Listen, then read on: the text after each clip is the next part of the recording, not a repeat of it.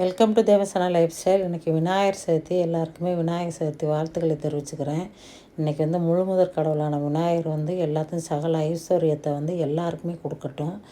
இன்றைக்கி நான் விநாயகர் சதுர்த்திக்கு படைக்கிறதுக்காக 3 விதமான கொழுக்கட்டைகள் பண்ணியிருந்தேன். அதில் முதல் கொழுக்கட்டை தான் இப்போ நீங்கள் பார்த்துட்ருக்கீங்க. அதுக்கு என்ன பூரணம் ரெடி பண்ணியிருக்கேன்னா, வெறும் தேங்காயை ஒரு கடாயில் நெய் ஊற்றி அதை நல்லா வதக்கி வச்சுருக்கேன். கூட வெல்லம் போட்டு நல்லா ரெண்டுமே மெல்ட் ஆகி ஏலக்காய் தூவி ஒரு பூரணத்தை ரெடி பண்ணிட்டேன். இப்போ மாவில் வாழை இலையை பரப்பி அதில் கொஞ்சம் நல்லெண்ணெய் விட்டு மாவை தட்டிட்டு ஒரு அதில் அச்சு வச்சுருக்கேன். நான் அந்த அச்சில் இந்த மாவை வச்சு அதுக்கப்புறம் அதில் கொஞ்சம் தேங்காய் பூரணத்தை வச்சு மூடி வச்சுருக்கேன். இதே மாதிரி தான் நான் இன்றைக்கி தேங்காய் பூரணமும் கடலைப்பருப்பு பூரணம் பண்ணியிருந்தேன். பிடி கொழுக்கட்டை பண்ணியிருந்தேன்.